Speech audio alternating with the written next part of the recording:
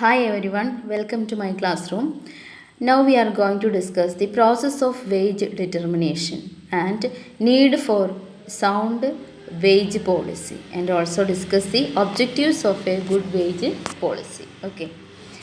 First one, process of wage determination. The wage determination process includes the following steps. First one, job analysis. Job analysis means analysis of job, that is a detailed study about a job. The job is thoroughly analyzed and identified through the time and motion studies. The data collected through the job analysis are used for the preparation of job description and job specification. On the basis of these details, the standard of job performance are laid down. Okay. ഇപ്പോൾ first stage ജോബിനെ detail ആയിട്ട് analyse ചെയ്ത് maximum datas collect ചെയ്യുക. അത് job description prepare ചെയ്യാനും job specification prepare ചെയ്യാനും helpful ആയിട്ടുള്ള information ആയിരിക്കും. ഇപ്പോൾ ജോബ് അനാലിസിസ് ഓൾറെഡി നമ്മൾ ഡീറ്റെയിൽ ആയിട്ട് പഠിച്ചിട്ടുള്ള ഒരു കോൺസെപ്റ്റാണ്. അപ്പോൾ ഡീറ്റെയിൽഡ് ആയിട്ടൊരു ജോബിനെ കുറിച്ച് സ്റ്റഡി ചെയ്യുക. അത് ആ ജോബിലേക്ക് എത്ര വേജ് ഡിറ്റർമിൻ ചെയ്യണം എന്നുള്ളതിന് വളരെ യൂസ്ഫുൾ ആയിട്ടുള്ളൊരു ഇൻഫർമേഷൻ ആയിരിക്കും. Second one, job evaluation. The relative value worth of all jobs are determine through the job evaluation. It is a process of job evaluation, the operation of evaluating a particular job in relation to other job either with or outside the organization. Job evaluate ചെയ്യുക, ഒരു ജോബിനെ വിലയിരുത്തുകയാണ്. അത് same ഓർഗനൈസേഷനിലുള്ള ജോബിനെ compare ചെയ്തുകൊണ്ടോ അല്ലെങ്കിൽ മറ്റ് ഓർഗനൈസേഷനിലുള്ള same ജോബിനെ compare ചെയ്തുകൊണ്ടോ ആ ജോബിനെ നമുക്ക് evaluate ചെയ്യാം. Okay. Then job ഇവാലുവേഷനും wage ഡിറ്റർമിനേഷനും ഹെൽപ്ഫുൾ ആയിട്ടുള്ള ഒരു പ്രോസസ്സായിരിക്കും. Third one, wage survey. Wage survey or salary surveys are conducted to find out wage or salary levels prevailing in the region or industry for a similar jobs. The recruitment policy, fringe benefits, etc. should also be considered while deciding the wage structure. Wage structure decide ചെയ്യുന്ന സമയത്ത് അതുപോലെ recruitment policy consider ചെയ്യാറുണ്ട്, fringe benefits consider ചെയ്യാറുണ്ട് അല്ലേ. അപ്പോൾ ഇതിനൊക്കെ വേണ്ടി എന്ത് ചെയ്യാം, നമുക്ക് വേജ് ഒരു സാലറി സർവേ കണ്ടക്ട് ചെയ്യാം. അതിലൂടെ നമുക്ക് വേജ് റിലേറ്റഡ് ആയിട്ട് സാലറി റിലേറ്റഡ് ആയിട്ടുള്ള ലെവൽസ് ഓരോ റീജിയനിലും ഓരോ സെയിം ഇൻഡസ്ട്രിയിൽ അല്ലെങ്കിൽ ഒരു ഇൻഡസ്ട്രിയുടെ അണ്ടറിലുള്ള ഒരേ തരം ജോലിക്കൊക്കെ പ്രൊവൈഡ് ചെയ്യുന്ന സാലറിയുടെ ആ ഒരു ലെവൽ നമുക്ക് മനസ്സിലാക്കാനായിട്ട് സാധിക്കും. Pricing job structure, it is a next step. That is job സ്ട്രക്ചറിൻ്റെ price. After job evaluation, the wage survey, the prices are determine for each job. ഇപ്പോൾ സർവേ കംപ്ലീറ്റ് ചെയ്തതിന് ശേഷം നമുക്ക് ഓരോ ജോബിലേക്കും എത്ര പ്രൈസ് എന്നുള്ളത് ഫിക്സ് ചെയ്യാനായിട്ട് സാധിക്കും. നെക്സ്റ്റ് പറയുന്നത് developing wage structure. Wage structure develop ചെയ്യുക എന്നുള്ള പ്രോസസ്സാണ്. This process includes the following points. അതായത് വേജ് സ്ട്രക്ചർ ഡെവലപ്പ് ചെയ്യുമ്പോൾ എന്തെല്ലാം ഫാക്ടേഴ്സാണ് നമ്മൾ കൺസിഡർ ചെയ്യേണ്ടത് എന്നുള്ളത് നോക്കണം. അത് മോസ്റ്റ് ഇമ്പോർട്ടൻ്റ് ആയിട്ടുള്ള കാര്യമാണ്. അപ്പോൾ ഫിഫ്ത്ത് പോയിന്റിൽ, അതായത് ഡെവലപ്പിംഗ് വേജ് സ്ട്രക്ചറിൽ പറയുന്ന സബ് പോയിന്റ്സ് ഏതൊക്കെയാണെന്ന് ഒന്ന് നോട്ട് ചെയ്തേക്കുക. The following points need to be considered. That means first point is wage related legislation. Second point, existing wage rates. Third one, trade union demand. Fourth one, labor supply and demand condition. Then ability to pay. Next, productivity. Then cost of living. Next one, labor cost. ഇത്രയും factors ഒരു wage structure develop ചെയ്യുമ്പോൾ ശ്രദ്ധിക്കാനുള്ളതാണ്. അപ്പോൾ wage related ആയിട്ടുള്ള rules എന്തൊക്കെയാണെന്നുള്ളതും, exist ചെയ്യുന്ന wage rate എന്താണ്, trade union എന്താണ് ആവശ്യപ്പെടുന്നത്, labour സപ്ലൈയും ഡിമാൻഡിൻ്റെ കണ്ടീഷനും എങ്ങനെയാണ്, അതുപോലെ ഈ ഫേമിന് പേയ്മെൻറ്റ് എത്രത്തോളം കൊടുക്കാനുള്ള എബിലിറ്റി ഉണ്ട്, ഫേമിൻ്റെ പ്രൊഡക്ടിവിറ്റി ലെവൽ എന്താണ്, ദെൻ കോസ്റ്റ് ഓഫ് ലിവിങ് ഇപ്പോഴത്തെ കണ്ടീഷൻ എങ്ങനെയാണ്, ലേബർ കോസ്റ്റ് എത്രയാണ് വരെ, ഇങ്ങനെയുള്ള കാര്യങ്ങളെല്ലാം കൺസിഡർ ചെയ്തിട്ട് വേണം നമുക്കൊരു വേജ് സ്ട്രക്ചർ ഡെവലപ്പ് ചെയ്തെടുക്കാനായിട്ട്. Then sixth one, methods of wage payment. When wage structure are have been priced, the method of wage payment should be set up. Next നമ്മൾ ചെയ്യേണ്ടത് വേജ് സ്ട്രക്ചർ പ്രൈസ് ചെയ്യുന്ന സമയത്ത് നമ്മൾ ശ്രദ്ധിക്കേണ്ട ഒരു കാര്യം, ഏത് മെത്തേഡ് ഓഫ് വേജ് പേയ്മെൻ്റ് ആണ് ഓർഗനൈസേഷൻ ഫോളോ ചെയ്യേണ്ടത് എന്നുള്ളതാണ്. അപ്പോൾ നമ്മൾ ഓർഗനൈസേഷൻ്റെ പോയിന്റ് ഓഫ് വ്യൂവിലാണ് ഡിസ്കസ് ചെയ്യുന്നത്. Then seventh one, wage administration rule. Increment should be given. The frequency of payment, promotion rules, etc. should be decided. Once rules are framed, it should be communicated to the employees.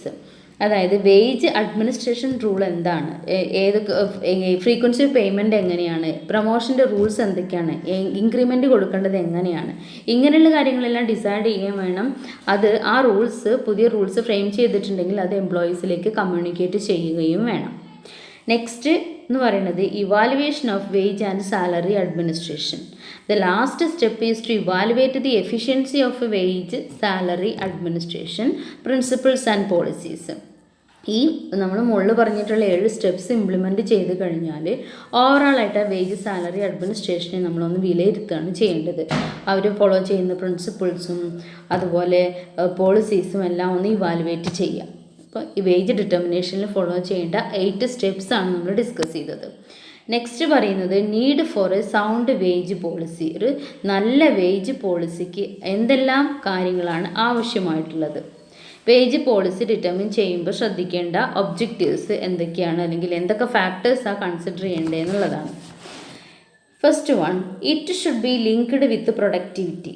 നമുക്കറിയാം wage policy automatically related to productivity of the worker. Productivity, ഓർഗനൈസേഷൻ്റെ productivity അല്ലെങ്കിൽ worker perform ചെയ്യുന്ന productivity, അത് ഏതുമായിട്ട് related ആണ്, wage policy ആയിട്ട് related ആണ്. Productivity കൂടുമ്പോഴാണ് അത് ഓർഗനൈസേഷൻ്റെ പോയിൻ്റ് ഓഫ് വ്യൂവിലും എംപ്ലോയീസിൻ്റെ പോയിൻ്റ് ഓഫ് വ്യൂവിലും മാനേജ്മെൻറ്റിൻ്റെ പോയിൻ്റ് ഓഫ് വ്യൂവിലും അതിൻ്റേതായിട്ടുള്ള ഗുണങ്ങളുണ്ട്. ഓർഗനൈസേഷന് പ്രോഫിറ്റബിലിറ്റി കൂട്ടാൻ പറ്റും, എംപ്ലോയീസിന് അതിനനുസരിച്ചുള്ള പേയ്മെൻറ്റ് കിട്ടും. ഓക്കെ, നെക്സ്റ്റ് പറയുന്നത് it should be related with job requirement. ഒരു നല്ല വേജ് പോളിസി എന്തുമായിട്ട് റിലേറ്റഡ് ആണ്, ജോബിൻ്റെ ആവശ്യകതയുമായിട്ട് ആവശ്യം എന്ന് പറഞ്ഞാൽ എന്താണ്, ജോബിൻ്റെ നീഡ്, റിക്വയർമെൻറ്റ്സ് അല്ലെ, ആവശ്യങ്ങൾ ആയിട്ട് റിലേറ്റഡ് ആണ്. അതായത് അത്ര ഇമ്പോർട്ടൻ്റ് ആയിട്ടുള്ള ഒരു കാര്യമാണ്. Much important shall be given for the skill of employees, length of service, working conditions etcetera while drafting wage policy. ഇപ്പോൾ വേജ് പോളിസി ഡ്രാഫ്റ്റിൻ്റെ സമയത്ത് ശ്രദ്ധിക്കേണ്ട കാര്യങ്ങൾ എന്ന് പറയുന്നത് എന്തൊക്കെയാണ്, എംപ്ലോയീസിൻ്റെ സ്കില്ല്, അവരുടെ സർവീസിൻ്റെ ലെങ്ത്ത്, വർക്കിംഗ് കണ്ടീഷൻസ് എല്ലാം എന്ത് ചെയ്യണം, കൺസിഡർ ചെയ്യണം. നെക്സ്റ്റ് പറയുന്നത് lower cost of production. Lower cost of production, അതായത് പ്രൊഡക്ടിവിറ്റി ഇൻക്രീസ് ചെയ്യുമ്പോൾ അവിടെ എന്തിന് ഹെൽപ്പ് ചെയ്യും, നല്ലൊരു വേജ് പോളിസിയാണ് ഓർഗനൈസേഷൻ ഫോളോ ചെയ്യുന്നതെങ്കിൽ അവിടെയുള്ള എംപ്ലോയീസ് എല്ലാം സാറ്റിസ്ഫൈഡ് ആയിരിക്കും. ഓട്ടോമാറ്റിക്കായിട്ട് ഓർഗനൈസേഷൻ്റെ പ്രൊഡക്ടിവിറ്റി കൂടുമ്പോൾ ഓട്ടോമാറ്റിക്കായിട്ട് എന്ത് കുറയും, കോസ്റ്റ് കുറയും.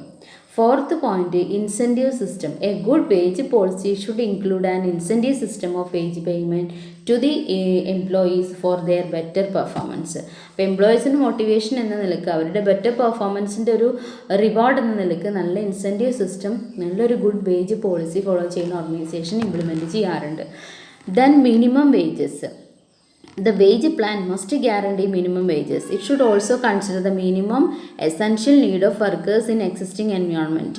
എക്സിസ്റ്റിംഗ് എൻവയോൺമെൻറ്റിൽ മിനിമം റിക്വയർമെൻറ്റ് മീറ്റ് ചെയ്യാൻ പറ്റുന്ന വിധത്തിലുള്ള ഒരു പോളിസിയെങ്കിലും ഓർഗനൈസേഷൻ ഫോളോ ചെയ്യണം. അതായത് വേജ് പ്ലാൻ എന്ത് ഗ്യാരണ്ടി ചെയ്യണം, മിനിമം വേജസ് ഗ്യാരണ്ടി ചെയ്യണം. അപ്പോൾ നല്ലൊരു വേജ് പ്ലാൻ ആണെങ്കിൽ അങ്ങനെ ചെയ്യും. Efficiency. A good wage plan should induce the workers to work efficiently. Proper recognition must be given to the efficiency of workers നന്നായിട്ട് ഹാർഡ് വർക്ക് ചെയ്യുന്നു, അതിൻ്റെ ബെനിഫിറ്റ് ഒന്നും ഇല്ലെങ്കിൽ അവർക്ക് മോട്ടിവേഷൻ ഉണ്ടാവില്ല, അവർ വർക്ക് ചെയ്യുന്നതിനോട് താല്പര്യം കുറഞ്ഞു വരും. പക്ഷേ ഒരു ഗുഡ് വേജ് പ്ലാൻ ഫോളോ ചെയ്യുന്ന ഓർഗനൈസേഷൻ ആണെങ്കിൽ വർക്കേഴ്സിനെ ഇങ്ങനെ ഇൻഡ്യൂസ് ചെയ്തുകൊണ്ടിരിക്കും, അവരെ ഇൻസ്പയർ ചെയ്തുകൊണ്ടിരിക്കും, നല്ല രീതിയിൽ വർക്ക് ചെയ്യാൻ, മോർ എഫിഷ്യൻ്റായിട്ട് വർക്ക് ചെയ്യാൻ ഇൻസ്പയർ ചെയ്തുകൊണ്ടിരിക്കും. കാരണം എന്താണ്, അവർ വർക്ക് ചെയ്യുന്നുണ്ടെങ്കിൽ അത് അവർ റെക്കഗ്നൈസ് ചെയ്യുന്നുണ്ട്, അതിനുള്ള റിവാർഡ് അവരിലേക്ക് എത്തിക്കുന്നുണ്ട്. അപ്പോൾ അവർക്ക് വർക്ക് ചെയ്യാനുള്ള ഒരു പ്രചോദനം കൂടുതൽ കിട്ടുകയാണ് ചെയ്യാം. നെക്സ്റ്റ് പറയുന്നത് ഡിഫറൻസ് ഇൻ വേജസിൽ വരുന്ന difference. Wage paid to different categories of workers have proper relation with worth of job.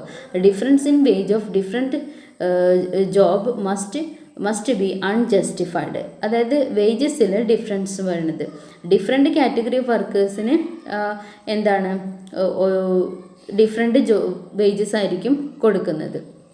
Difference in wages of different job must be unjustified. ഒരേ തരം ജോലി ചെയ്യുന്ന വർക്കേഴ്സിനെല്ലാം ഡിഫറെൻറ്റ് സാലറി കൊടുക്കാൻ പാടില്ല, ഡിഫറെൻറ്റ് വേജസ് പ്രൊവൈഡ് ചെയ്യാൻ പാടില്ല. സെയിം ജോബ് ചെയ്യുന്ന എല്ലാ എംപ്ലോയീസിനും ഒരേ തരം എന്ത് ചെയ്യുക, വേജസ് അല്ലെങ്കിൽ എൻഷുർ ചെയ്യുക. അപ്പോൾ ഡിഫറെൻറ്റ് കണ്ടൻറ്റ് വരുന്ന അല്ലെങ്കിൽ കുറച്ച് കൂടുതൽ ഹാർഡ് വർക്ക് ആവശ്യമായിട്ടുള്ള ജോലിക്കാണെന്നുണ്ടെങ്കിൽ അതിനനുസരിച്ചിട്ടുള്ള വേജിലുള്ള ചേഞ്ചസും ഉണ്ടാവണം. Next flexibility. Wage plan or policy must be flexible to meet changing environmental conditions. Environmental കണ്ടീഷൻസിൽ മാറ്റം വരുന്നതിനനുസരിച്ചിട്ട് പോളിസിയിലും മാറ്റങ്ങൾ വരുത്താൻ സാധിക്കണം. റിജിഡ് ആയിട്ടുള്ള ഒരു പോളിസി, ഒരു പ്ലാൻ ഒരിക്കലും ഇംപ്ലിമെൻറ്റ് ചെയ്യാൻ സാധിക്കില്ല. Good relation with trade union. Trade യൂണിയനുമായിട്ടുള്ള നല്ല റിലേഷൻ മെയിൻറ്റെയിൻ ചെയ്യണം. അതായത് അവരെ കറക്റ്റായിട്ട് കാര്യങ്ങൾ ഇൻഫോം ചെയ്യണം. അവർക്കും കൂടി എന്താ പറയുക, വില്ലിങ്നെസ് ആയിട്ടുള്ള നല്ല രീതിയിലുള്ളൊരു വേജ് പ്ലാൻ ആയിരിക്കണം മാനേജ്മെൻറ്റ് ഇംപ്ലിമെൻറ്റ് ചെയ്യേണ്ടത്. സോ മാനേജ്മെൻറ്റ് അവരായിട്ടുള്ള നല്ല റിലേഷൻഷിപ്പ് മെയിൻറ്റെയിൻ ചെയ്യുക എന്നുള്ളത് എസെൻഷ്യൽ ആയിട്ടുള്ള ഒരു കാര്യമാണ്. Reduce the labour turn over. Labour turn over കുറയ്ക്കാനും ഇത് സഹായിക്കും. നല്ലൊരു വേജ് പോളിസി ഫോളോ ചെയ്യുന്ന ഓർഗനൈസേഷനിൽ ലേബർ ടേൺ ഓവർ, ലേബേഴ്സിൻ്റെ കൊഴിഞ്ഞു പോക്ക് കുറവായിരിക്കും. To attract good and efficient employees. നല്ല എംപ്ലോയീസിനെ അട്രാക്റ്റ് ചെയ്യാനുള്ള മറ്റൊരു ഫാക്ടർ എന്ന് പറയുന്നത് സൗണ്ട് വേജ് പോളിസിയാണ്. നല്ലൊരു വേജ് പോളിസി ഉള്ള ഓർഗനൈസേഷനിൽ എന്ത് ചെയ്യും, ഓട്ടോമാറ്റിക്കായിട്ട് attract good and efficient employees to that organisation and it will reduce the recruitment, training and developmental cost.